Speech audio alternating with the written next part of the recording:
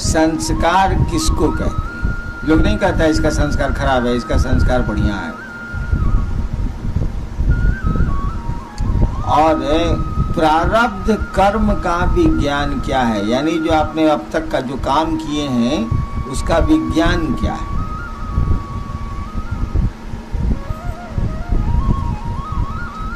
कल मैंने कहा था कि आज के लिए सवेरे चर्चा शुरू करूंगा, अभी समय पूछा तो मालूम हुआ कि 8 बजने को। मैं यही सोच रहा था कि आदमी के बस में कुछ भी नहीं है। कल मैंने सोचा था कि सवेरे इस काम को करूंगा, 6:30 में शुरू करूंगा, 7:30 में खत्म कर दूंगा। आज सबसे ज्यादा विलंब से शुरू हुआ, 8 बजे। हाँ चलिए, संस्कार किसको कहते हैं समझिए। मान लीजिए एक आदमी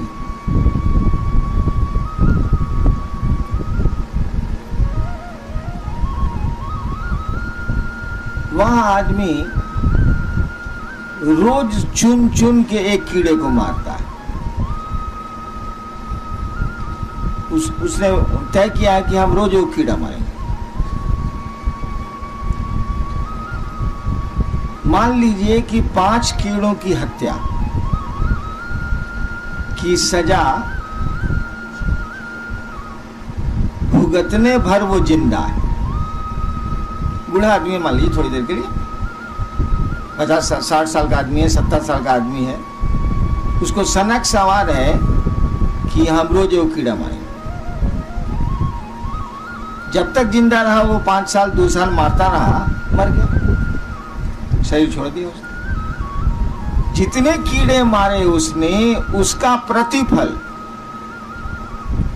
उसका प्रतिफल माने उसका रिएक्शन तो जाएगा। मान लीजिए कि 2.5 साल आपने कीड़े मारे, तो मान लीजिए कि उसका प्रतिफल आपको, नतीजा आपको 10 साल में भुगतना पड़ सकता है। अब मर गया वो 2 साल के बाद, तो ये प्रतिफल तो बच गए, रह गए। मैं आदमी पर उदाहरण नहीं देना चाह रहा। जैसे एक आदमी है जिसने 20 हत्याएं की, मान लीजिए थोड़ी देर के लिए, एक हत्या की सजा उसको इस जीवन में मिल सकती है, बाकी हत्याओं की सजा और पहले के कर्मों के चलते आगे जा रही है। पहले जो आप पेट्रोल डाले हैं उसी से इंजन चल रहा है, बाद में जो आप पेट्रोल डाल रहे हैं वो बड़ा गंदा है, लेकिन अभी पहले वाला पेट्रोल पर आपकी गाड़ी चल रही है।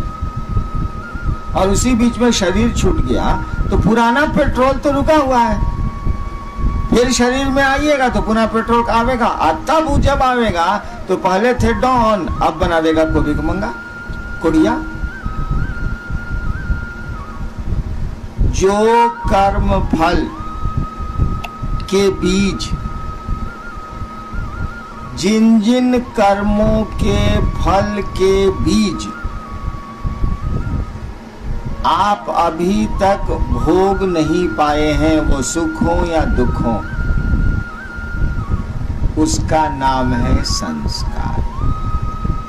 इसकी अंग्रेजी बड़ी अच्छी है, लेकिन अंग्रेजी से समझ नहीं पाइएगा, वैसे मैं बोल देता हूं। संस्कार का अर्थ होता है the reactions in its potentiality. अंग्रेजी में समझाना आसान है। द रिएक्शंस,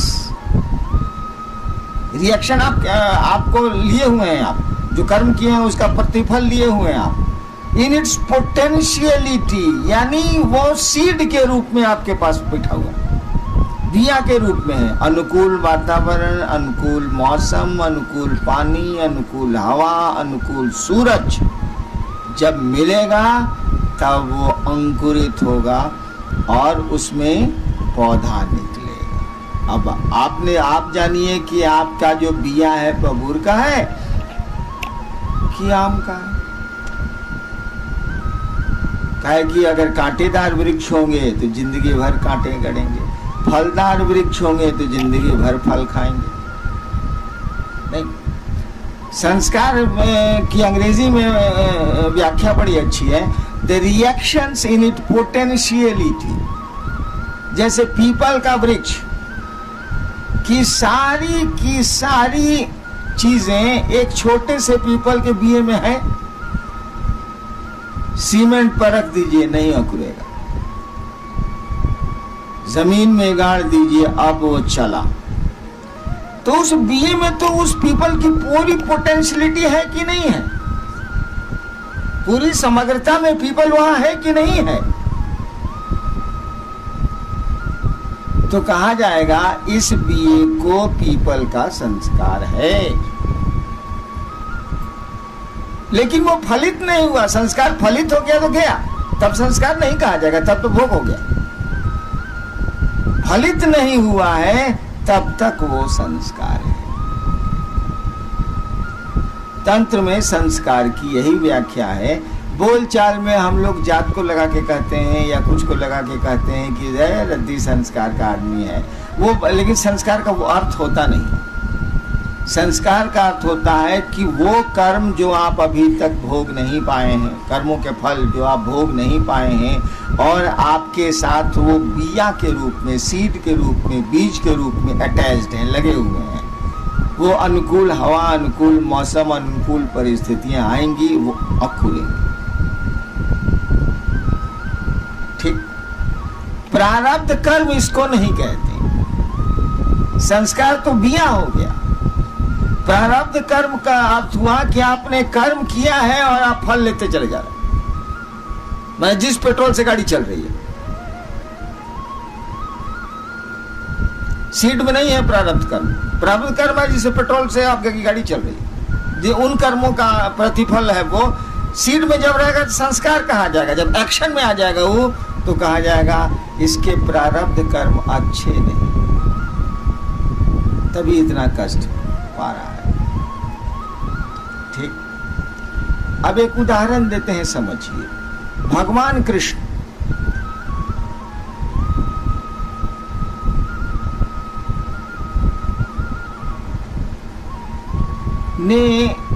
ने तो नहीं कहिएगा, भगवान कृष्ण के रहते उसमें उनकी सहभागिता रही है, इन्वॉल्वमेंट रहा है। रहते कितनी हत्याएं हुई सोचिए तो।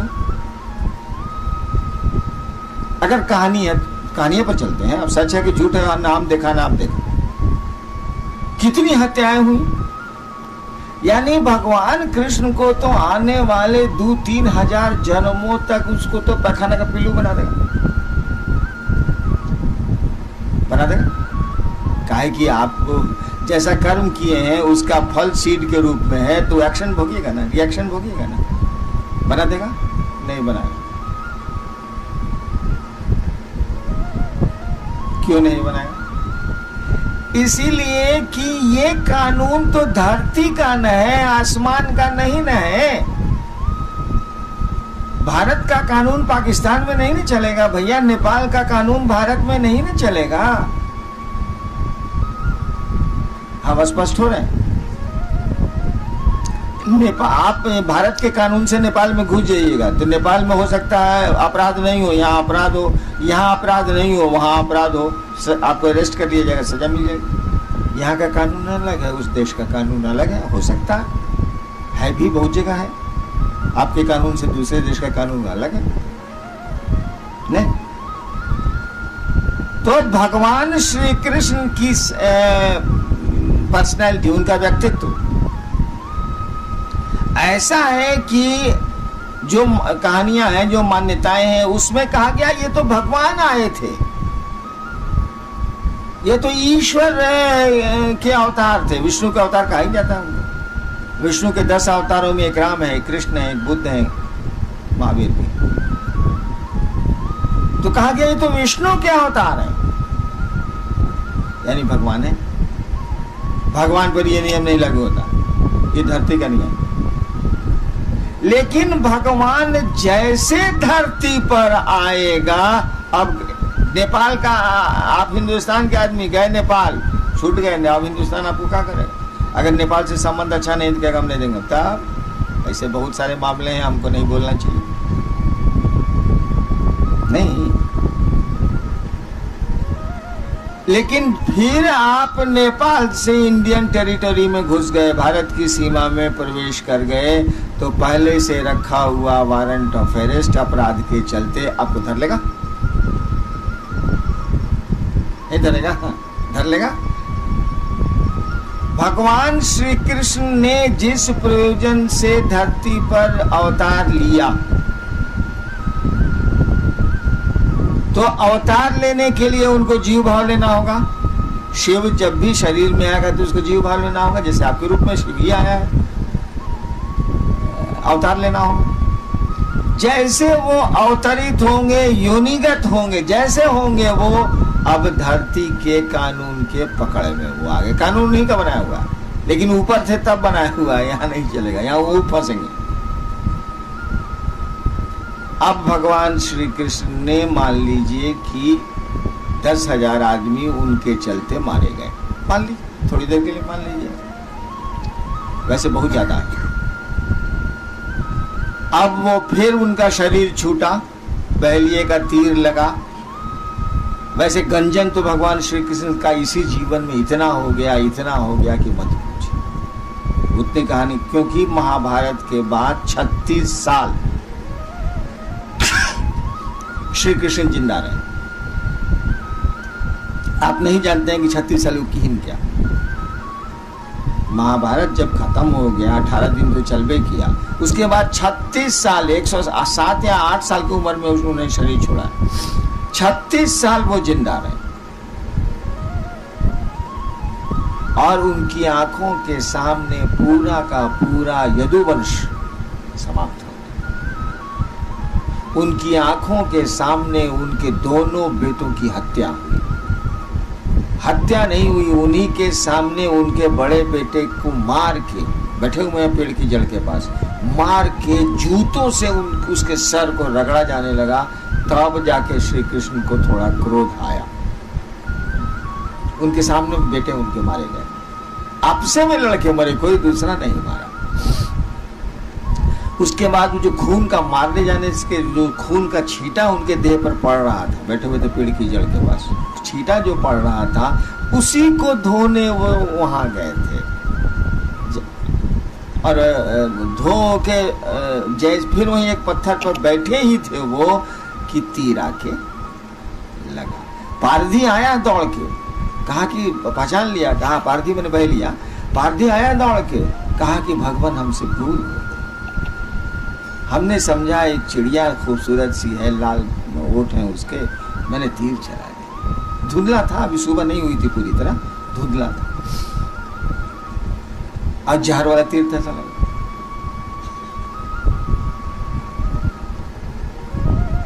भगवान श्री कृष्ण ने कहा तीर तो चल गया, तीर तो चल गया, आप जो समझ के चलाइए, तीर तो चल गया, वो तो अपना एक्शन करेगा। गोली तो चल गई, आप जो समझ के चलाइए, वो तो अपना परिणाम लाएगी। और फिर वहीं गिरे वो। और ये भी जान लीजिए, श्री कृष्ण की लाश पड़ी है और 3 दिनों तक किसी को पता नहीं चला कि श्री कृष्ण मर गए। अंत में एक आदमी हस्तिनापुर गया, वहां अर्जुन को बोला, अर्जुन आए, तब इनकी लाश उठी। उन्हीं के जीवन में, उन्हीं के शरीर में उनका तो सब गंजन हो गया।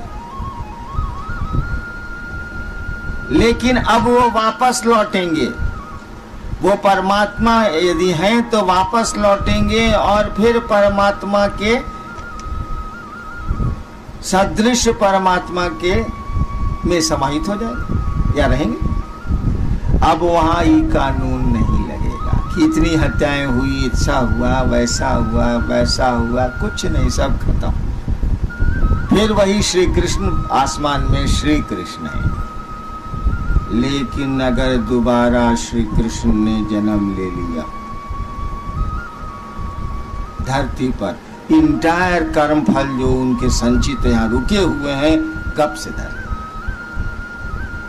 आप अपराध करके गए हैं नेपाल, जिस दिन भी घुसिए हिंदुस्तान, वह वारंट ऑफ अरेस्ट आपको धरेगा। बाहर हैं तो नहीं धरेगा। प्रारब्ध कर्मों का यही विज्ञान है। और ये जान लीजिएगा, धरती का मानी केवल आदमी नहीं होता, सभी देवता धरती के में आते हैं, कोई देवता धरती की पकड़ से बाहर नहीं, एक्सेप्ट शिव और फिर उनके लोग,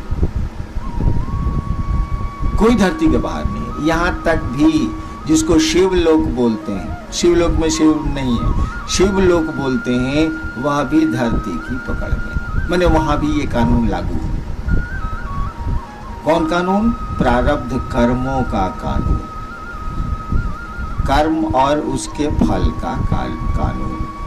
अब प्रारब्ध कर्म, गोरखनाथ ने एक बार कहा था कि क्या तुम संस्कार की बात करते हो, क्या तुम कर्म फल की बात करते हो, मैं तुम्हारे कर्म फल को, मैं तुम्हारे संस्कार को दग्ध कर दूंगा। अब इसकी व्याख्या देखिए, गोरखनाथ जैसा आदमी कहता है कि मैं तुम्हारे कर्म फल के बीज को दग्ध कर दूंगा, यानी आप इतना मकई का बिया ले लिए हैं रोपने के लिए, एक आदमी आपकी मालकिनी आती हैं, उनको नहीं मालूम है कि आप रोपने के लिए मकई रखे हैं, तावा पर उठाती हैं, देती हैं भूज रही हैं, अब लामा फूटने ही वाला है कि आप कहते रे रे रे रे काकी हमको तो रोपना था, ये तो भुजा बना दी इसका। रुक तो गई वो, कहा ठीक है नहीं भुजे, लेकिन क्या वह बिया पेड़ बनेगा? नहीं बनेगा, लेकिन वह मकई का बिया रहेगा। समझे? अकुरेगा नहीं, उससे मकई नहीं निकलेगी, पौधे नहीं निकलेंगे, लेकिन बीमा रहेगा। नहीं समझ रहे? बिया रहेगा।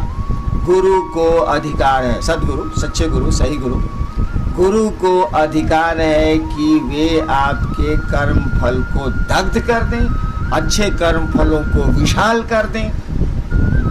जैसे बहुत अच्छा कर्म है आपका और बुरे कर्मों से आप घिरे हुए हैं, अभी पेट्रोल जो चल रहा है उससे आप घिर गए, आपका अच्छा कर्म नहीं काम कर रहा है, उनको पावर है कि बुरे कर्म के बीज को वो जला दें, अच्छे कर्मों के बीज को पानी हवा दे दें। ये गुरु का अधिकार है, लेकिन गुरु को ये अधिकार नहीं है। ईश्वर की कुर्सी पर फिर है शिव को, लेकिन शिव गुरु को ये अधिकार नहीं है कि वह जो मकई का दाना दग्ध होके तावा में पड़ा हुआ है उसको मिटा दे, उसको वो नहीं मिटा सकता गुरु की कुर्सी पर। ईश्वर के रूप में तो उनका कानून है, वो कानून को तोड़ ही नहीं सकते। गुरु की कुर्सी पर आपके कर्म फल को वो इनहेंस करके, बड़ा करके विशाल कर सकते हैं। एक क्षण के संस्कार को, एक क्षण के आपके कर्म फल के बीज को, जिसमें साधु होने की कैपेसिटी है, वो एक क्षण है बस। एक झोंका आया, महादेव इतने अच्छे लगे, इतने अच्छे लगे, इतने अच्छे लगे, लेकिन ये झोंका रहेगा मुश्किल से 2 घंटा। इसको खींच के ले जा सकते हैं 200 साल।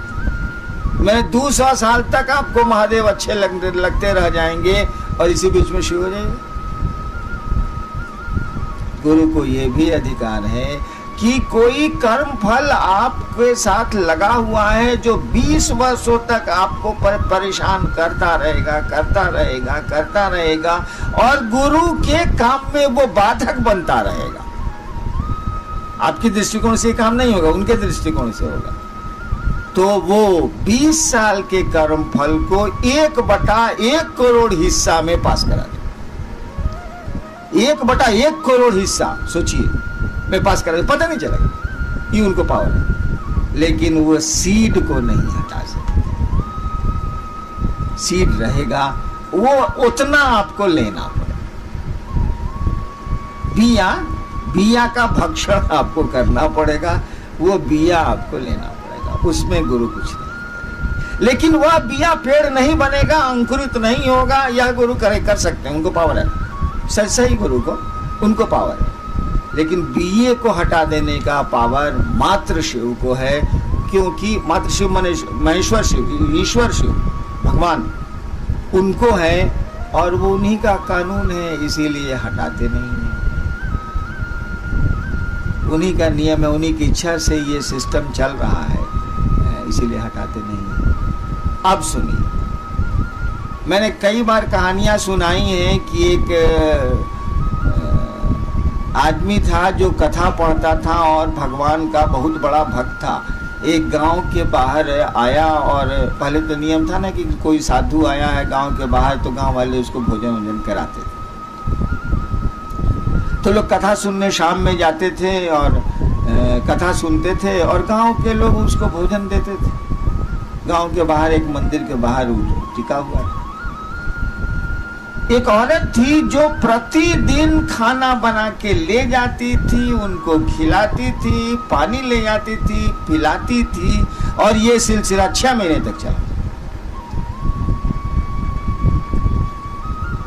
समझ रहे? 6 महीने तक चला। 6 महीने के बाद उस कथावाचक भक्त को कहीं वहां से अब जाना था। उसने रात में कहा कि देखो मैं परसों चला जाऊंगा, तुम 6 महीने से मुझको भोजन करा रही हो, कुछ चाहिए तो बोलो। उस महिला ने कहा हम कुछ चाहने के लिए आपको नहीं खिलाते, हम तो आप साधु हैं, हमको श्रद्धा है इसीलिए खिलाते हैं, हमको कोई जरूरत नहीं है, कोई इच्छा नहीं है, इसके चलते हम किसी चीज के लिए, किसी चाहत के लिए आपको खिलाता हूँ, ऐसा नहीं। कहने नहीं 6 महीना तुम खिलाई हो, कुछ तो हमको देना चाहिए। कहते नहीं छोड़िए, हम तो ऐसे ही आपको खिलाते थे, कुछ हमारे दिमाग में नहीं है, कुछ भी हम नहीं चाहे। ये एकदम जिद पर अड़ा हुआ था कि इतना दिन इसका एहसान है, कुछ दे दे। जिद किया इसने तो उस महिला ने कहा कि देखिए हमको शादी हुए 15 साल हो गए, हमको कोई संतान नहीं है।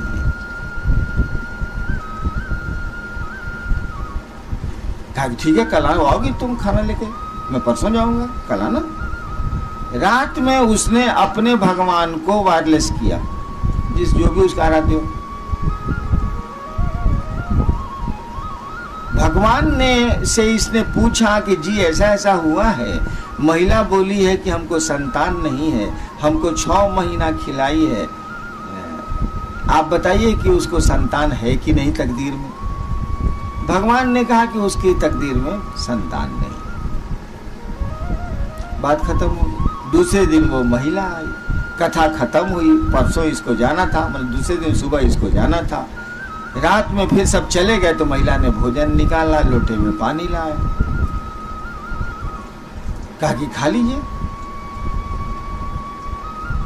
कहा कि देखो हम खाएंगे नहीं, तुम 6 महीना हमको खिलाई हो, और भगवान ने जब कह दिया कि तुम्हारी किस्मत में संतान नहीं है, हम तुमको संतान दे नहीं सकते, हम खाएंगे नहीं। बहुत जिद की कि भैया हम तो पहले भी कहा था किसी चीज के लिए आपको नहीं खिलाना है, आप खाइए। तो आप जिद किया तब ना हम बोले हैं, हम तो बोल भी नहीं रहे थे, हम चाइस के लिए खिलाया भी नहीं था आपको। वो आदमी नहीं खाया, कहा कि हम इतना भी नहीं कर सके तो क्यों खाना खाए। और महिला जिद कर रही है खाने के लिए, नहीं खाया। वह महिला बहुत उदास मन से कि हम काहे बोल दिया, बाबा जी खाए नहीं, काहे बोल दिया। उदास मन से वही खाना और वही लोटा में पानी लिए हुए घर को वापस जा रही थी। चांदनी रात थी, जा रही थी तो गांव में पीछे रोड थोड़े ही है, खेत की मेड़ है, खेत के मेड़ पर जाना है। ये बहुत दुखी थी, सोचते जा रही थी कि हम कौन पाप किया जो हम उनको कह दिया कि हमको संतान नहीं है। ती भी बहुत, और खाए कहे नहीं वो, यही सोचते जा रही थी। उधर से को मलंग साधु चला आ रहा था। अब मेड़ तो एक एक है, कोई उतरेगा तब ना मेड़ पास करेगा, नहीं उतरेगा तो टकरा जाएगा। साधुओं भी मलंग था, वो कुछ सोचते हुए आ रहा था, वो ध्यान नहीं दिया कि कोई सामने से आ रहा है। इहो बेचारी इस चिंता में थी, इसने भी ध्यान नहीं दिया कि सामने से कोई आ रहा है। दोनों टकरा गए, खेत के मेड़ पर दोनों टकरा गए। टकरा गए तो खाने का बर्तन और लोटा फेंका गया। बर्तन फेंकाया और लोटा फेंकाया तो साधु ने देखा कि अरे इसमें तो रोटी है। साधु ने कहा माँ रोटी है। बस बिना सोचे समझे 4 गो रोटी थी, 4 गो रोटी सब्जी खाया, और लोटा अभी खेत में टेढ़ा हुआ था, उसमें पानी था, पानी पिया और कहा कि माँ जाओ, मैंने 4 रोटियां खाई हैं, तुम्हें 4 संतान होगी। बिना बोले वो बोल गया, बात आई गई, खत्म हो गई। फिर वो कथावाचक भक्त 7-8 साल के बाद अपना फिर प्रोग्राम उसी गांव में बनाया। लोग जुटे, वहां महिला भी जुटी, उसके साथ 4 बच्चे थे। तो कथा हो रही थी, उस समय तो नहीं कुछ बोला। बाद में उसको बुलाया हो, ये बच्चे किसके? उसने कहा मेरे हैं। अरे हमको तो भगवान ने कहा कि तुम्हारी किस्मत में नहीं है, तुमको बच्चे कहां से हो गए? उसने कहानी सुनाई कि ऐसे ऐसे मैं टकरा गई, भोजन गिर गया, वो साधु लगता है भूखा हुआ था, बिना कुछ पूछे खा भी लिया, पानी भी पी लिया। मैंने 4 रोटियां आपके लिए लाई थी, उसने कहा जा तुम्हें 4 बेटे, मुझको बेटे हो गए। कहा ठीक है जाओ। रात में फिर अपने भगवान को ही वायरलेस लगाई। कहा सरकार आप तो हमको बेइज्जत किया। क्या हुआ? तो उसको 4 संतान हो गई, और आपने कहा था उसकी किस्मत में संतान नहीं है। कहा था देखो यार, तुम पूछे थे तो हमने बता दिया कि उसकी तकदीर में नहीं है। वो ससुरा पूछी सूचिस कुछ नहीं, दे दीस, तो हम क्या करें? तो दे दीस, तो दे दीस। तुम पूछने आए थे, वो दे दीस। कुछ पूछिस था वो हमसे, वो तो दे दीस, तो अब क्या करें? जोड़ना पड़ा हमको, दे दीस तो क्या करेंगे? देखिए, तकदीर में नहीं है, एक साधु ने जोड़ दिया। ये प्रारब्ध कर्म नहीं है, ये संस्कार नहीं है। मैं अपनी बात सुनाता हूं। मुझको कुत्ते पालने का बहुत शौक, वैसे मैं हूं भी कुत्ता, मुझको शौक है कुत्तों पालने का बहुत। बचपन से मैं कुत्ते पालता था, छोटा था तभी से कुत्ते पालता था। धनबाद में मैं जब स्कूल में पढ़ता था 6ठा-7वां में, तो मेरे पास 2 कुत्ते थे। एक का नाम था शेरा, एक का नाम था टाइगर। तो मैं ही पाले हुआ था, मेरे साथ रहता था दोनों कुत्ता। स्कूल से तो मॉर्निंग में चले आना है, 6ठा 5वां 6ठा में साला स्कूल कितना देर का। मैं छत पर खुराफात करते रहता था। महादेव का एक फोटो था शीशा वाला, उसको निकाल के सीढ़ी पर लगा के, फिर पेट्रोल वाला टीन लेके पाइप लगा के साला महादेव के फोटोए पर पानी गिराते थे, उसके कांटी में घुसाने वाले पर साला 10 मिनट में फोटोए गल के गिर जाता। यही कुछ मैं कर रहा था। तब तक नीचे 2-3 साधु थे, 3 साधु थे लाल कपड़ा पहने हुए, आवाज दे। तो हम ऊपर से बालकनी से झांके, देखा कि 3 वो साधु है बरामदा के आगे नीचे। दोनों कुत्ता तो मेरे साथ ही रहता था। हम का दोनों कुत्ता चला नीचे, मैं भी उसके साथ था। मैंने छिटकी नहीं खोली तो तीनों साधु खड़ा था सामने। हमने कहा कुत्ता को, दोनों कुत्ता हाउ हाउ हाउ करते हुए तीनों साधु पर पड़ गया। तीनों साधु भाग चला। भागते भागते बोला, साला हम पर कुत्ता छोड़ा है, तुम IAC नहीं पास करेगा।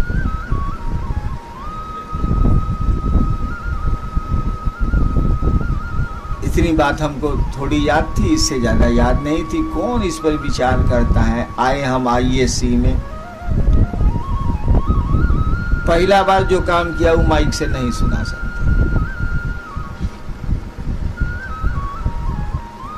देखो प्रोफेसर साहब अपनी बेटी उस हमारे क्लास में पढ़ती थी, आ रहे थे। हम कहा प्रणाम सर, नया नया ब्याह किए हैं क्या? अब बेटी को कह दीजिएगा कि नया नया ब्याह किए हैं, तो का आपका असर होगा। मैं कॉलेज से निकाल दिया। दूसरी जगह गया जहाँ ये टीचर थे, एगो हमारे साइंस के हेड ऑफ डिपार्टमेंट थे। हम किया क्या था बदमाशी, H2S गैस होती है ना, जो बड़ी बसाती है, साइंस के तो स्टूडेंट लोग हैं, तो उसको बरामदे में बना के उसमें क्लिप लगा दिया जाता है रबर में कि गैस नहीं लीक करे। खरी प्रयोग करना होगा तो उसको बीकर में डाला जाएगा, ऐसे बंद रहेगा। खुल जाएगा तो साला तो इलाका का इलाका गंधाइन कर देगा। तो मैं अकेले एक दिन जा रहा था कॉलेज में, ऊपर में लेबोरेटरी थी, वो जो पाइपवा में क्लिपवा लगा हुआ था खोल के हम पॉकेट में रख लिया, चले। 20 मिनट के बाद तो पूरा कॉलेज गंधाइन गंधाइन गंधाइन हो गया। साला लेबोरेटरी बॉय हमको देख ली, कह दिया HOD को, हेड ऑफ डिपार्टमेंट को, हमको बुलाया गया। हम कहा सर को हम तो नहीं जानते हैं सर, हम क्या जाने सर। तो नहीं, लेबोरेटरी बॉय आपको देखा है। हम कहा सर कौन चीज़ देखा है? तो हमको बाहर ले गया, H2S क्लिप लग चुका था H2S गैस के पास। कहा उसमें प्रैक्टिकल कंपलसरी था, अगर प्रैक्टिकल में फेल तो फेल। तो बोला कि देखिए मेरी जिंदगी तक आप पास नहीं करिएगा। हम कहा सर हम पास तो नहीं करेंगे, लेकिन आप भी फेल कर जाइएगा सर। सर ऊपर से कूद जाएंगे तो अब क्या होगा सर? 2 साल गया। तिबारा एक बहुत बड़े गुरु जा रहे थे साहेबगंज से, मैं उनका दुल्हरुआ था। फर्स्ट क्लास में थे, उसमें फर्स्ट क्लास था। हम कहा बाबा दोनों बार झगड़ा करके हम परीक्षा पास नहीं किए हैं IAS से। एक लाइन वाली बोला, सड़क बंद हो तो डाइवर्सन ले लो। सड़क बंद हो तो डाइवर्सन ले लो, मैंने अगर मार्ग बंद है तो पार मार्ग से जाइए, डाइवर्सन जाइए। साइंस में पढ़ते हो ना, आर्ट्स में चले। उसके बाद मेरा रिजल्ट क्या है, बैठे हुए 7 विषय में हमको डिस्टिंक्शन आता था, जबकि रात भर मसान में रहते थे, इन्हीं के साथ रहते। देखिए हमारे कर्म फल में तो नहीं था कि IAS पास नहीं करेगा, साधु ने डाल दिया, कुत्ता लुका ने पकड़। अब वैसे लोग नहीं है, लेकिन एक जमाना था कि थे लोग। वो बोला कि IAS से तुम पास नहीं करेगा, और IAS में बॉटल नेक हमेशा हो जाए, हमेशा हो जाए, हमेशा हो जाए। तो फिर एक गुरु ने ही मुझको कहा कि सड़क बंद हो तो बगल के रास्ते से निकल जाओ। साइंस में हो ना, उनका जी आर्ट्स में चले। यानी प्रारब्ध कर्मों का विज्ञान देखिए, कोई कर्म नहीं है आपके, अथवा लगा दिएगा या वापस ले लिएगा, दोनों होगा। बहुत कर्म फल है आपको कि बहुत तबीयत खराब रहेगी, बहुत तबीयत खराब रहेगी, आप आए मेरे पास, हमको जाए दूध ठीक हो जाएगा।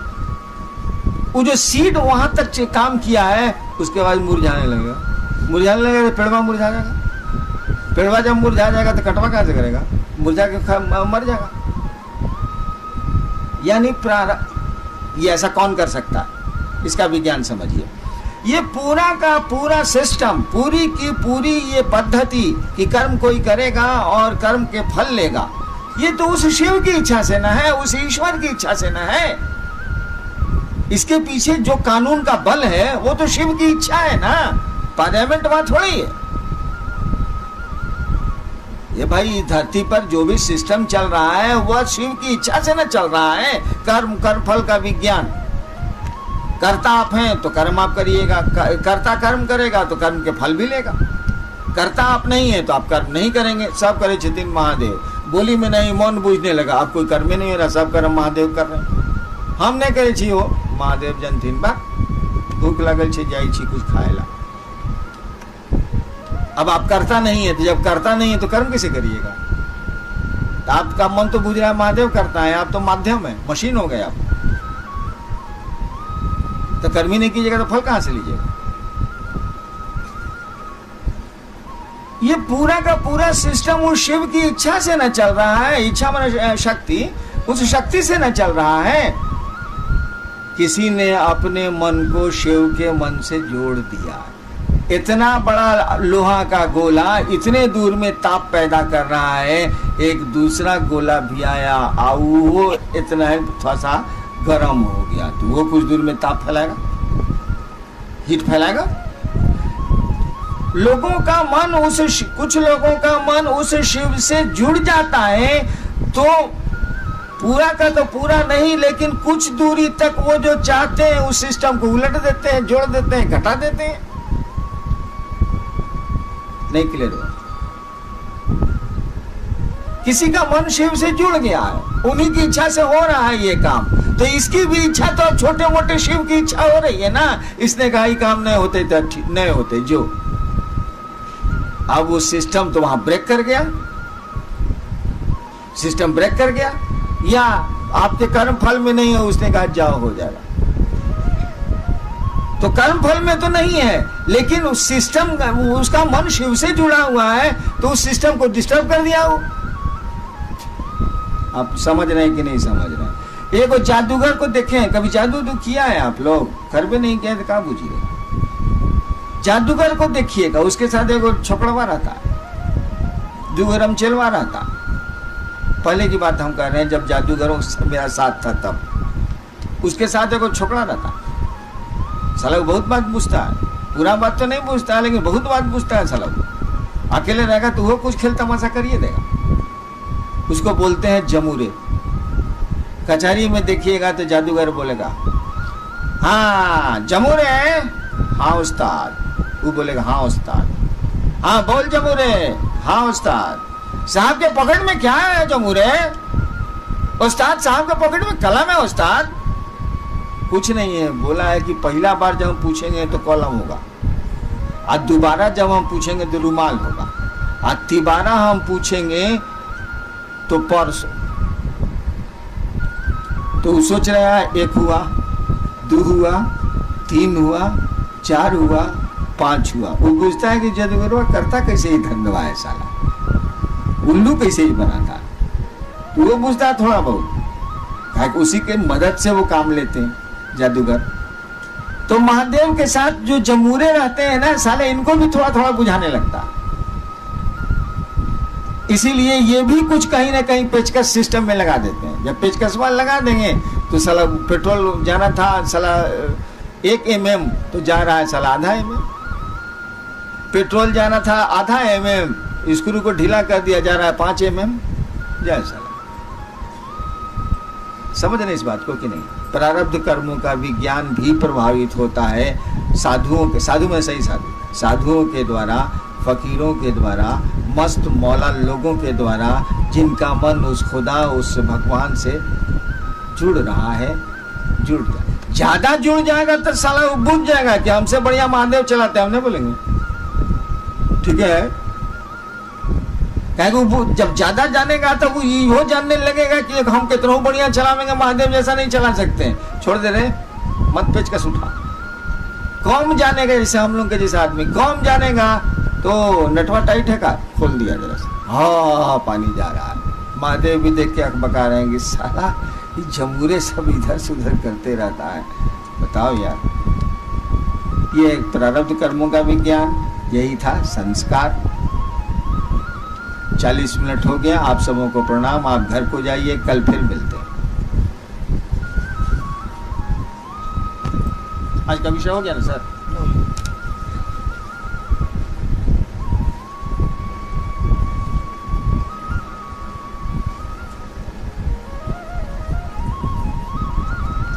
लेकिन नया विषय था शिव शिष्टा में, इसकी व्याख्या कम हुई है। नया विषय